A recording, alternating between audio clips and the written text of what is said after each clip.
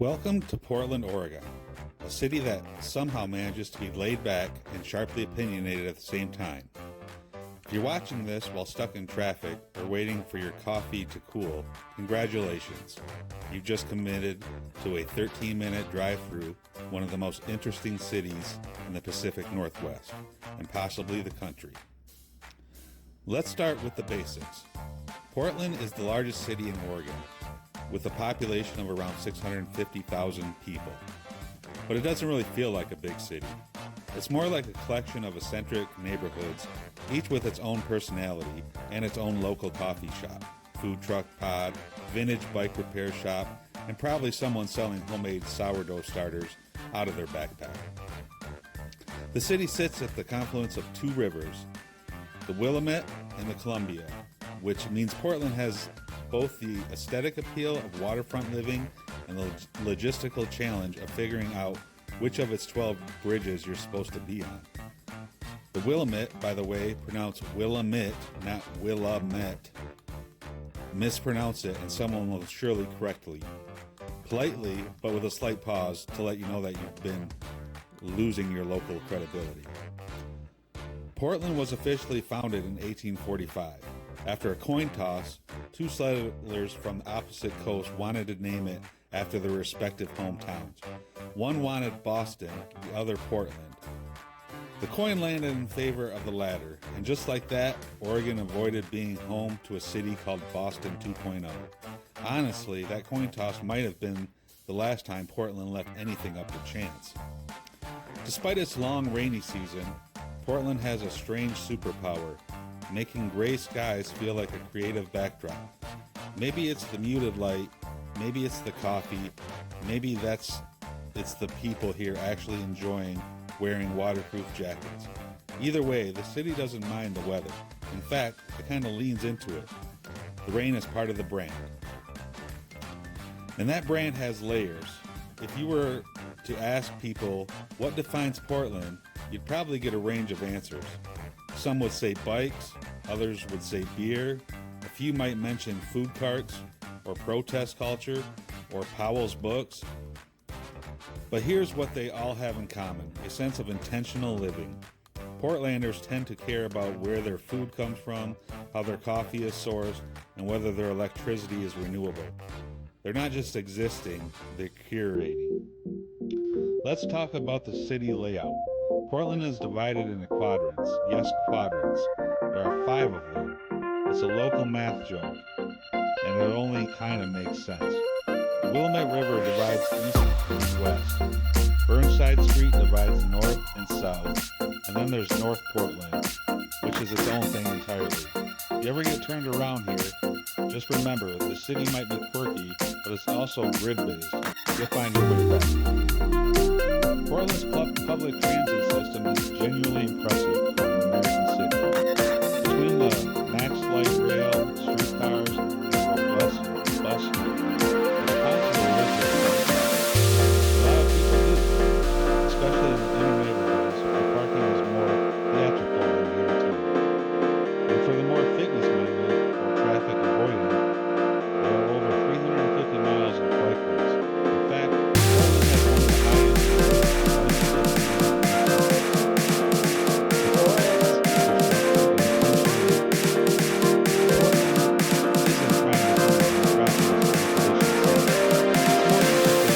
livable, workable. Not for the sake of being strange, because people here are you want to learn a technique from the grocery store? Talk about 19th century farming techniques? Go for it. What do you scene, where the only thing more eclectic than the flavors is the line of people waiting for a $5 taco. This city's culinary game is built on food cart pods. Think parking lots transformed into gastronomic wonderlands. At places like Cartopia on Southeast Hawthorne, you'll find over 20 carts dishing out everything from Korean barbecue to vegan soul food to a kimchi quesadilla that defies explanation. With over 500 food carts citywide, you can eat your way around the globe without leaving a single block. It's like a food court, but with more character and a better story. Portland is also known for their coffee. Portland doesn't mess around. The city got more independent roasters per capita than you can count, with spots like Stumptown Coffee setting the gold standard for bean obsessives. Baristas here treat latte art like it's fine art, and the average Portlander downs about 2.5 cups a day. That explains the buzz, even on rainy days. Order a decaf oat milk cortado and you'll blend right in. Just don't expect anyone to rush your pour over. Beer is another religion here. With over 70 craft breweries, Portland's basically the Hogwarts of hops. Deschutes Brewery and Breakside churn out IPAs, sours, and stouts that taste like liquid magic. The annual Oregon Brewers Festival is a pilgrimage for beer nerds, where debates about hop profiles get heated. Even the non-alcoholic options, like craft root beer, feel artisanal. Don't skip the farmers market either.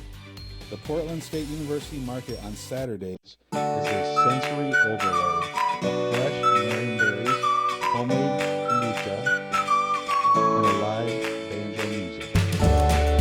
Portlanders are borderline obsessive about sourcing their kale locally. They'll happily tell you why. So hit a food cart, sip some ethically sourced coffee, and maybe grab a craft soda. Just don't ask for ketchup on your artisanal fries. It's a dead giveaway you're not from here.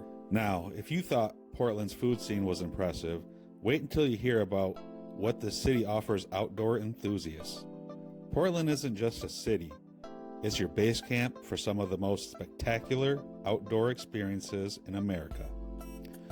Let's start with literally in the backyard, Forest Park. At over 5,000 acres, it's one of the largest urban forests in the United States. The Wildwood Trail alone stretches for 30 miles of pure hiking bliss. I've seen people emerge from that trail looking like they've discovered the fountain of youth, covered in mud, grinning ear to ear, and already planning their next visit. But Forest Park is just the appetizer. Mount Hood, the majestic peak you've been admiring on the horizon, sits just 90 minutes east. In winter, Mount Hood becomes a wonderland with 5 ski areas. Timberline Lodge offers year-round skiing on Palmer Glacier. Yes, you can literally ski in July while your friends back home are complaining about the heat.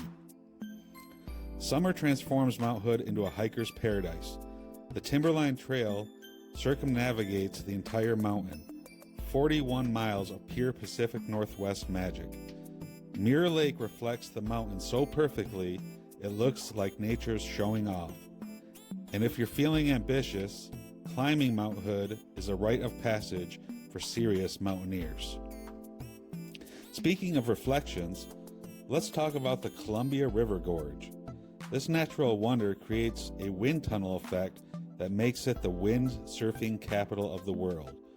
Hood River transforms ordinary mortals into flying fish every summer. Even if you're not ready to strap yourself to a sail, watching these athletes dance across the water is mesmerizing. The gorge isn't just about wind sports. Multnomah Falls plunges 620 feet into 2 tiers, Oregon's most visited natural site. It's the kind of waterfall that makes you understand why early explorers wrote home about the wonders of the West. The viewing bridge puts you right in the mist, nature's air conditioning system.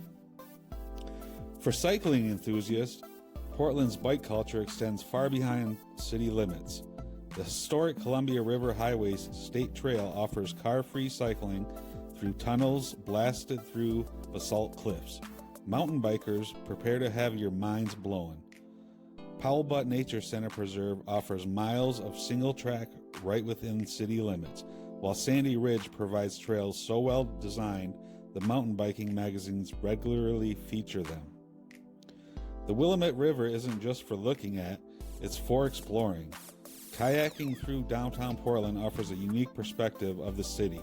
You'll pass under our famous bridges while blue herons fish alongside you, completely unbothered by the urban environment. For more serious paddling, the Mackenzie River also offers some of the clearest, most beautiful water you'll ever see. Rock climbing enthusiasts have struck gold here. Smith Rock State Park, 2 hours southeast, is internationally renowned as the birthplace of American sport climbing. The Red Cliff faces a rise dramatically from high desert, creating routes for every skill level. Closer to home, Rocky Butte offers urban climbing with city views. But here's what makes Portland special: the diversity. In a single day, you can surf at the Oregon coast, hike in old-growth forests, and end with dinner at the world-class restaurant downtown. The coast is just 90 minutes west. Cannon Beach's Haystack Rock becomes the tide pool wonderland at low tide, while the Oregon dunes let you sandboard down massive coastal dunes. The Cascade Mountains stretch endlessly eastward, offering wilderness areas where cell phone signals fear to tread. Crater Lake National Park and countless pristine areas are all within a day trip distance. These aren't just pretty places to visit, they're soul-cleansing experiences. Portland's outdoor community is incredibly welcoming. Local gear shops offer not just equipment, but expertise. Winter sports extend beyond Mount Hood. Mount Bachelor offers some of the deepest powder in the Pacific Northwest. The volcanic cone creates a 360-degree skiing experience, and when Pacific Northwest weather shows its moody side, Portland has indoor climbing gyms and covered facilities. Even our rainy days just send us indoors to plan the next adventure. So there you have it, Portland in all its glory, from neighborhoods with creativity meets community to a food scene that other cities, outdoor adventures that urban forest hikes, world-class mountain climbing. This is a city that's managed to grow while keeping its soul, where you can bike to work, hike to waterfalls, and still catch amazing live music on the same day. Portland isn't just a place to visit, it's a lifestyle.